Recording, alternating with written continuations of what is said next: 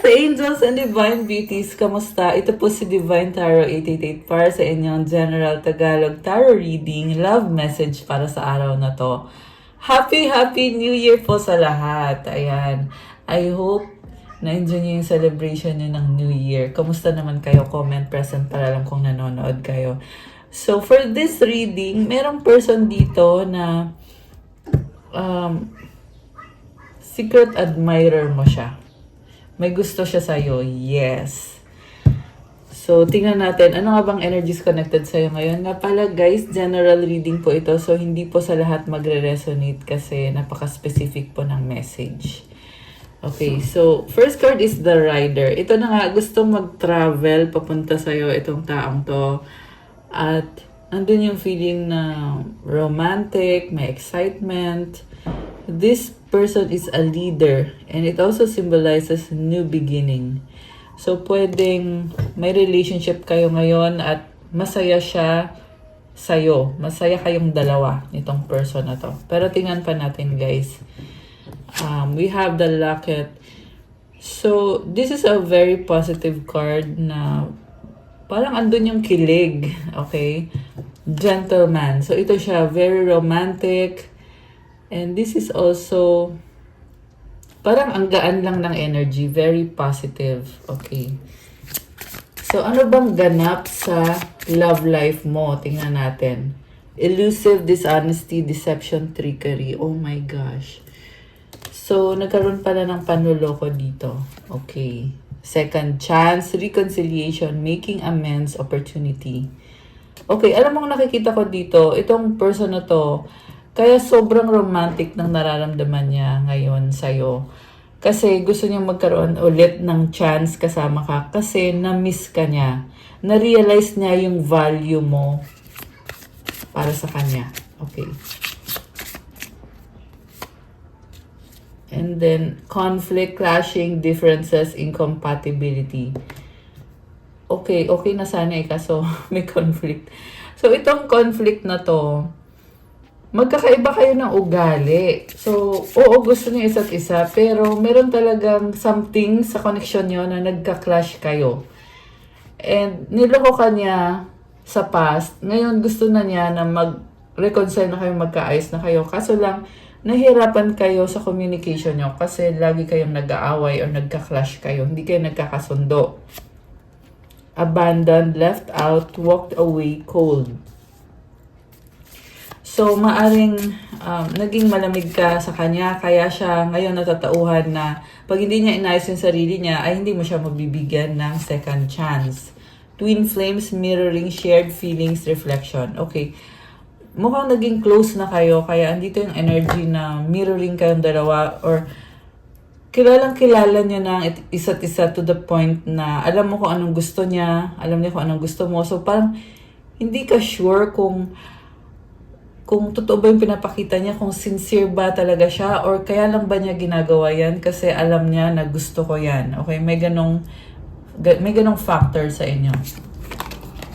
Yeah, and also, it means na strong yung attraction sa inyo kasi itong twin flames, it symbolizes attraction. Pwede din tong soulmate or twin flame connection.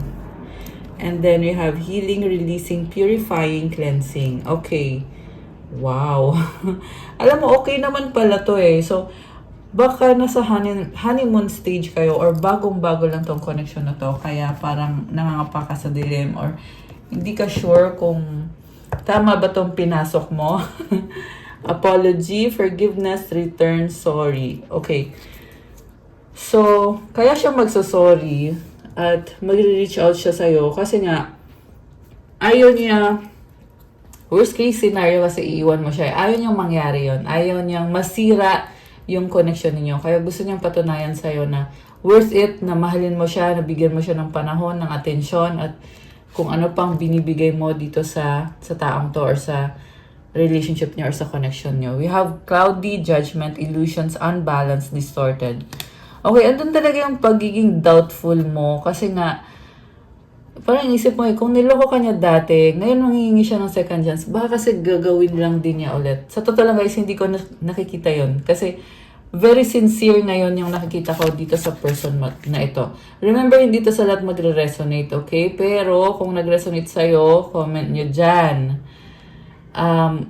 Kung hindi naman kayo interesado sa ganitong klase ng video, guys, huwag nyo na pong panoorin.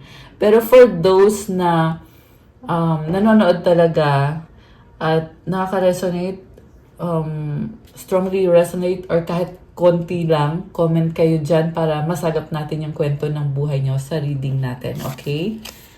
Breaking point, limit, final straw, overwhelmed. So, feeling niya kasi, last chance na niya to, kaya kailangan patunayan niya ang sarili niya sa'yo at ibigay yung best niya sa'yo.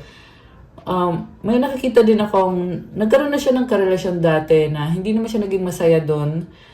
At natapos lang din yung connection niya sa past with another person or persons.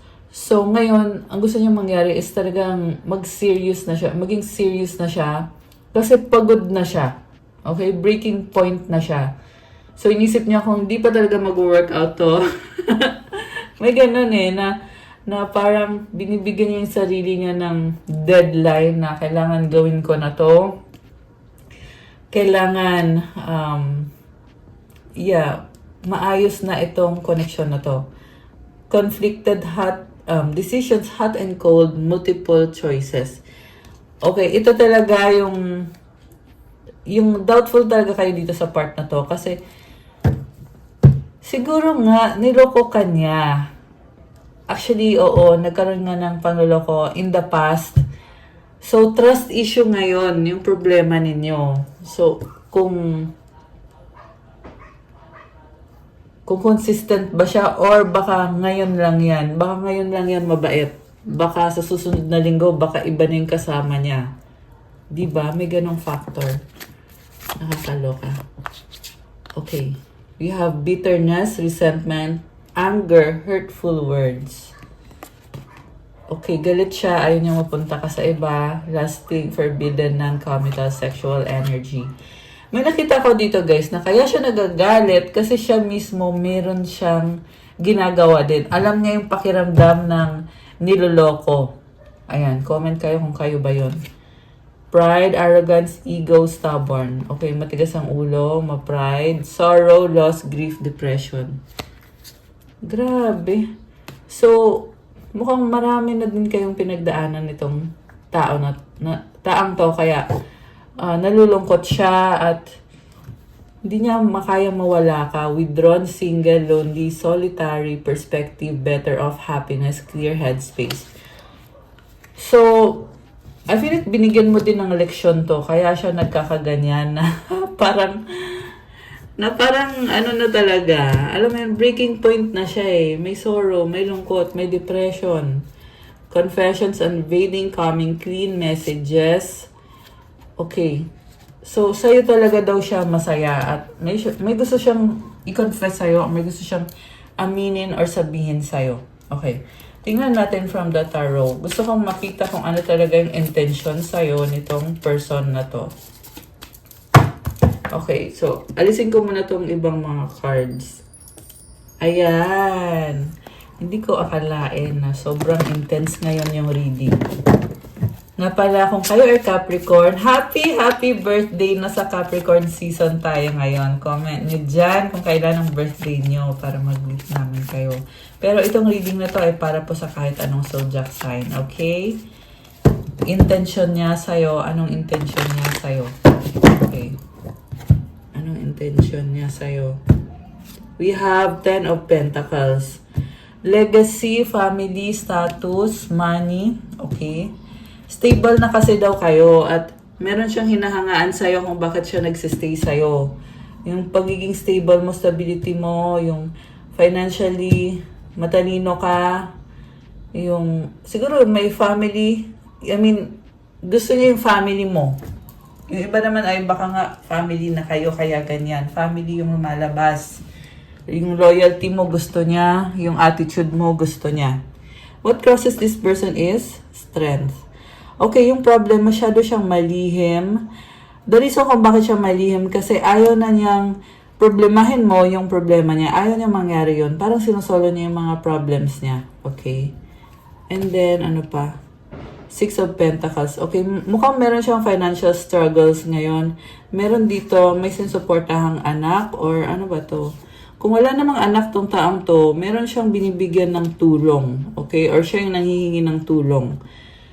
So, pwede rin to na binibigyan mo ng value itong taong to. Kaya gusto niya ikaw kasi nafe-feel niya na lalo siyang nagiging confident sa sarili niya at parang umaangat yung status niya pag ikaw yung nakatuluyan niya.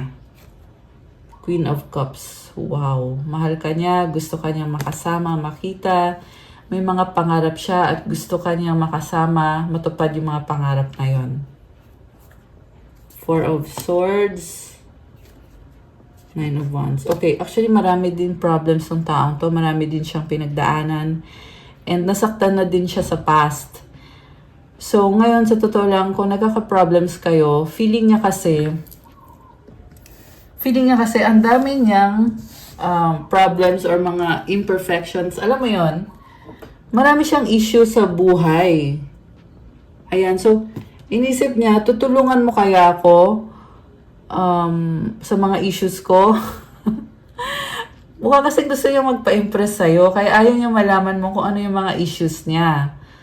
Okay, so kasama na dun yung financial, tsaka yung ano ba to? Nine of Wands. Yeah, nakikita ko pa rin dito na pagod na siya. Mukhang nag-aaway kayo, nagka-clash kayo. At pagod na siya sa ganon. Okay, sa bottom of the deck, oh my gosh, Three of Swords. Nasasaktan. Bakit? Kanina pa to.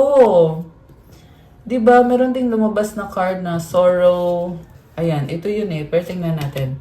We have the Star, the Ten of Cups, the Eight of Swords, and the Chariot as the outcome. So, alam mo, this person is on the process of healing.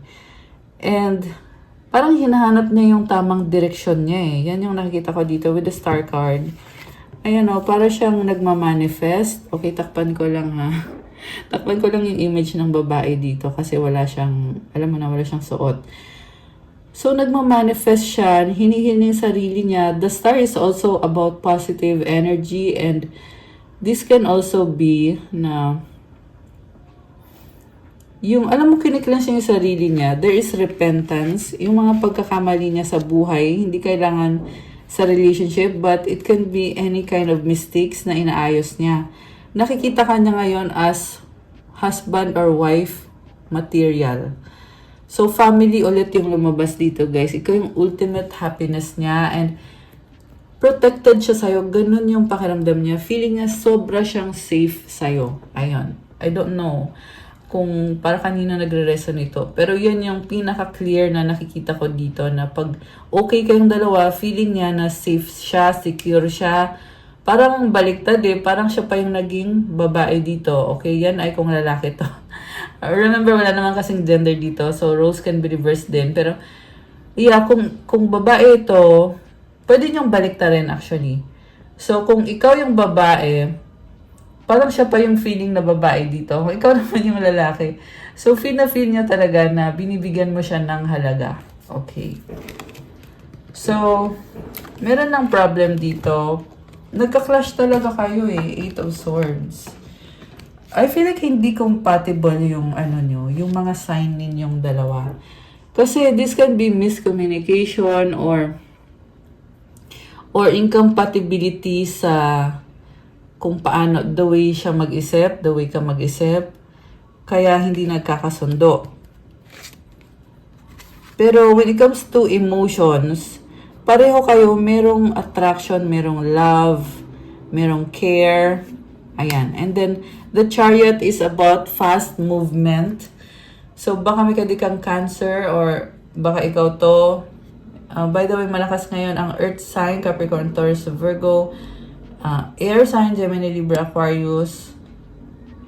Merong Leo energy, konting water sign, Cancer, Pisces, Scorpio. Ayun, may fire sign din naman pero konti lang. Fire sign is Aries, Leo, Sagittarius. Okay. So, alam mo, nakikita ko magiging masaya ka pa rin sa relationship na to. Pero, meron pa rin kayong mga conflict. Ayan guys, yan yung nakikita ko dito. So, ayan, kung sa'yo nagre-resonate to, nakikita ko na medyo magtatagal pa. Pero, at the same time, habang tumatagal yung connection nyo, andun din yung feeling na, tama ba itong ginagawa ko? Mapagkakatiwalaan ko ba itong taong to? Siya na ba? Siya na nga ba? Ayan, okay. Tingnan natin. Any additional messages? Oh, new beginning with the Ace of Pentacles. Oh, kasi New Year ngayon. So, ayan, merong bagong simula. May pag-level up sa pera or something stable. Okay, baka yung iba ay bumili ng gadget, ng kung anong gamit. Basta merong pag-level up sa pera. Okay. Or sa stability. Magician. Oh, wow. So, merong nagmamanifest. Ready na. Ready para saan? Tingnan natin. Oh, communication or travel. 8 of Wands. Wow naman. Page of Swords. The Emperor and ano tong isa? 3 of Wands. Grabe. Alam mo, nakita ko dito, hinihintay ka nitong person na to. Mukhang meron kayong date. Meron kayong usapan. Ayan. So, hindi to sa lahat magre-resonate, guys. Huwag kayong magalit sa akin kung hindi naman kayo yung na-reading natin dito. Kasi yung nakikita ko, it's very clear na hinihintay ka nitong taong to. Okay? Pwedeng mag-resonate sa'yo, pwedeng hindi. Okay? Pero itong taong naghihintay, meron din konting pagsiselos. Meron din nagki-care siya sa'yo. Meron ding feeling na parang excited siya sa'yo. Excited siya makita ka, makasama ka. Medyo flirty. Ayan, Page of Wands. So, meron kayong mga pinag-uusapan na medyo flirty. And then, merong pag-travel, pag-uusap. Mukhang sinustok ka din itong person na to. Okay.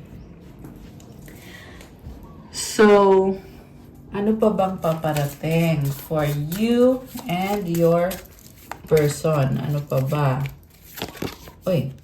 Admiration is time to think about everything you appreciate in your partner. O, diba? Admire ka niya. Reconciliation. Learn to reconcile with yourself. Okay, mukhang malaking issue yung reconciliation. Kung tama ba to, tama ba na mag-reconcile kayo o hindi? Let time forget those scars. Okay, so kung nagkamali siya sa past, hayaan na daw na mag-heal na naturally yung mga sugat. Okay. Ano pa? Allure. Consider the situation carefully. Heart. You start to feel your heartbeat faster as you get closer. Wow naman! Okay. Parang kilig moments. Cherish, protect your relationships well. Rekindle. Every relationship has those magical moments that can be rekindled. Soul. Your soul is preparing to re-establish trust in the process. Okay. So, sinasabi dito, hindi mo man ramdam na tama yung ginagawa mo, pero process kasi yan eh. And yung process na yon on the soul level. So, hindi mo nakikita, pero andyan yan. Okay? And this reading is a confirmation na itong connection na to is something na dapat talagang i-consider mo at subukan mo, itry mo. So, nag-heal na rin eh. Meron na ding healing na nangyayari. Hindi pa 100% pero andun na. Okay? It's getting there. So, kalma lang muna at just stay in the moment. Be present in the moment and i-enjoy kung anong meron ka and itong person na ito. Yeah, nga pala lumabas dito yung energy ng Divine Masculine. Itong energy ng The Emperor or baka may kang Aries. Fire sign, Aries, Leo, Sagittarius, Gemini. Malakas din dito ngayon. Okay. So, gusto kong tingnan anong mensahe niya para sa'yo. Alisin ko muna itong mga cards. Ayan. Okay. Ito na yung mensahe. Minalaglag agad. Okay. Ang daming nag-message sa akin ngayon. Anyway, okay. People don't believe in me. I will do everything I can. Challenges, obstacles. Ayan, kung sino man yan, comment nyo nga. Okay, tingnan natin. Ano ang mensahe sa'yo nitong person na ito? Tingnan natin. Okay, ang dami ah. Bakit? Hate you, love me. Ano daw? Love me, I hate. Ano daw? Ito na nga, merong conflict talaga. Merong love and hate. I hope you're okay. So, well, sabi nila, di ba, it's a healthy relationship pag merong conflict. Kasi ibig sabihin, you care for each other. So, okay, as long as syempre, loyal naman kayong dalawa sa isa't isa. I miss you. Ayan, nami-miss ka niya. Keep going. I appreciate you. Ano pa? Let's forget the past. Ano pa? I love you! Ayan. O, diba? May miss you, tas may love you. Kompleto. Okay. Ano pa? May sasabihin pa ba sa'yo? I need your time and commitment. Okay. Grabe ah. I want to talk. Alam mo, gusto ka niyang nakakausap, nakikita, nakakasama. And yung commitment ninyo, mahalaga sa kanya yun. Sabi ko nga, binibigyan mo siya ng value. Nag-add ka ng value sa buhay niya. More messages from your person. Ano pa? Ay, may nalaglag. Alam mo paano nalaglag? Oh my gosh. Oh my gosh, I'm sorry to hear. So, may nalaglag na baby. I don't know kung sino yon, pero I'm so sorry to hear. Okay. So, I hope hindi ikaw yon. Okay. So, tingnan natin na. Ano ang mensahe niya sa'yo? Anong mensahe niya para sa'yo? Okay. I-clear muna natin yung energy ng cards. Okay. Anong gusto niya ngayon sabihin sa'yo? Yes, yes, yes. Crowded, magulo. Friend zone, BFF. Ex, third party, past. Okay, so may energy talaga ng ibang tao. So, merong pagsiselos. Mukhang meron siyang kaibigan na ex niya at kaya issue yan sa inyo. Or may kaibigan siya na third party, ano daw. Yeah, merong ganon. Okay, hindi ko alam, ewan. Okay, so doubtful ka kung friend lang ba niya yon, or may relasyon ba sila, or may gusto ba yung si ganito, si ganyan. Okay, strong, mahal pa rin kita. Okay, dami na naglag. Emote, iyak, luha. Okay, merong person dito na emotional. Okay. Mutual understanding. Please forgive me. Sorry. Ayaw, ayoko. Okay. I like you. Crush kita. O, diba? Sabi sa'yo, secret admirer mo to. Okay. Ngayon naman, gusto kong tingnan anong mensahe ng mga angels mo sa'yo. Okay. So, sorry. Na-move yung camera ng konti. Okay. So, mensahe galing sa iyong mga angels or mga messages para sa'yo. Actually, alisin ko muna yung mga cards dito kasi this is very important kasi New Year ngayon. So, tingnan natin ang mensahe ng mga angels mo for the New Year para sa'yo. Okay.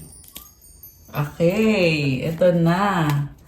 So, for this New Year, January 1, 2026, anong mensahe ng mga angels mo para sa'yo?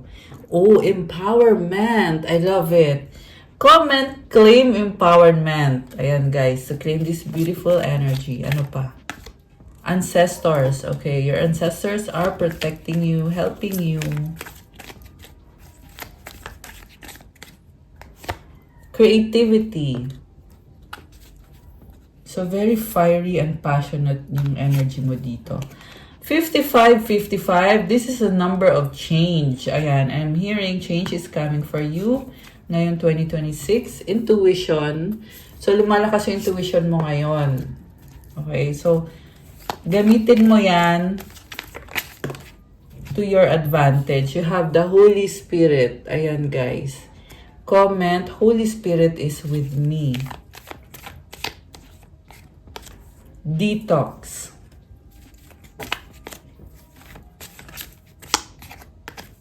(23-23). Okay, number 5 din to eh. Kasi 2 and 3 is 5. So, kailangan mo gawin muna yung detox. So, itong detox, equivalent din yan sa fasting and prayer. So, mag-fasting ka or mag-detox ka to clear your energy to prepare you for this 2026. Okay? So, kung hindi nyo pa natatry yan, guys, naku, kailangan yung gawin. Sobrang nakaka-bless yung prayer and fasting and yung detox. Okay, ano pa? Mensahe from your angels. Powerful! Oh my gosh! Ayan guys, you are powerful. Okay, ano pa? Prayer life. Earth angel! Wow, you are an earth angel. Spiritual awakening. Oh, keep calm and enjoy life. Jesus Christ of Nazareth. Comment, Jesus Christ of Nazareth is with me. Ayan, i-claim nyo na to guys. Kasama mo siya. Binibless ka niya at hinihil ka niya. And also sabi dito, kumalma. Okay? Kasi lahat ng hinihiling mo, ibibigay yan ni Jesus. Kumalma ka lang, i-enjoy mo lang yung life mo. Kasi matutupad na yan, ibibigay na yan, matatanggap mo na yan, yung blessing na yan. Okay.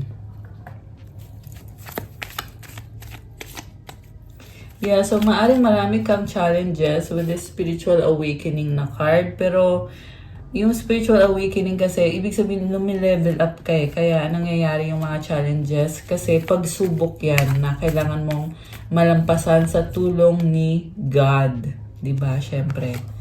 22-22. Okay. It's all about balance. Oh, we have congratulations. Oh my gosh. Comment. Claim. I-claim mo na to kung ano tong blessing na to. Sabi sa'yo eh. Kumalma ka lang, ibibigay na yan ni Jesus Christ sa'yo. Ayan. Congratulations. Congratulations! Okay. Ano pa? What else? Meron pa ba o baka wala na? Baka yun na yun lahat. Oh, success is here. 888. Oh my gosh. This is wealth and abundance. Comment, claim success, and comment 888 to claim this very abundant energy. Ayan guys. Comment, I am an earth angel. Okay. Last one. Kuha tayo ng last. Okay, ito. 33-33, oh my gosh, this is abundance. Ayan, you are powerful, very abundant, you are an earth angel, and you have a wish granted. My congratulations. Kailangan mo lang kumalma kasi matatanggap mo na yan, ibibigay na yan ni Jesus sa'yo. So, ano naman ang mga angel numbers? Tingnan natin. Angel numbers para sa'yo ngayon. At isipin niyo yung wish nyo. Okay, mag-wish kayo ngayon. Ito na, mag-wish ka na.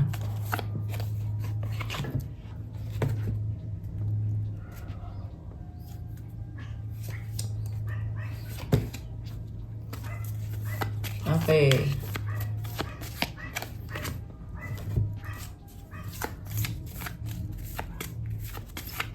Okay, ready na ba kayo na buksan natin ang sagot sa wish nyo? Comment ready now at bubuksan na natin to.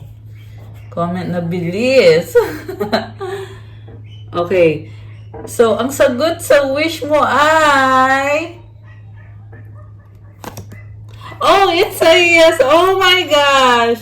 It's a yes! It's a wish granted. Okay, at kung kailan mangyayari ang wish mo, wait, okay? You are waiting or kailangan mo munang maghintay pero nag-yes na. At ang advice para sa'yo, helpful people. Wow naman. So, may mga angels sa paligid. So, ito yung mga tao na talagang tutulong sa'yo ng walang kapalit. Ayan, guys. I love it! It's a wish granted! Comment, claim wish granted. Ayan. O, diba? Nag-guess na, guys.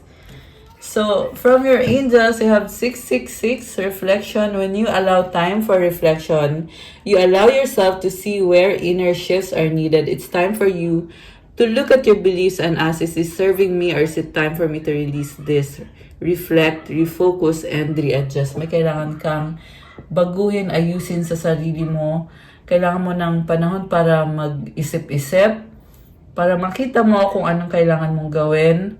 At tingnan mo din yung mga paniniwala mo kung kailangan mo na din bang baguhin yan at i-release yan. So, to clean this beautiful energy, i-comment niyo yung affirmation. Comment, as I refocus on what serves my highest good, I feel myself shift into my highest self. And kasama mo yung mga angels mo. Ayan, merong angel feather dito. I love it. So, kukuha ko kayo ng advice card bago tayo mag-end. Anong advice? Anong advice para sa ating mga earth angels and divine beauties? Compassion. As you pray each day for greater compassion, a new self is born, drawing new people and experiences. Dear Lord, help me feel ever-deepening self-acceptance. May I see myself as you see me. So, tandaan, mahalin mo sarili mo kagaya ng pagmamahal ni God sa'yo. Kasi marami pang mangyayari sa'yo at marami pang mga tao na makakakonect mo ngayon. So, mahalin mo sarili mo and accept yourself. Ayan, ang ganda ng color. So, okay guys, that's all for our love message for today. Thank you for watching. Please like, comment, subscribe, hit the notification bell. Let me know kung nag-resonate ba or kung nagustuhan nyo ba yung reading. Kung kailangan nyo ng one-on-one session, pwede kayo magpa-private reading sa akin. Message kayo sa Viber or sa WhatsApp. Nasa description box po yung contact details ko. I-click nyo dyan, makikita nyo yung Viber or yung WhatsApp ko. Thank you again, Earth Angels. Happy New Year and Divine Beauties. I love you guys. God bless you. Stay safe. See you again soon. Bye!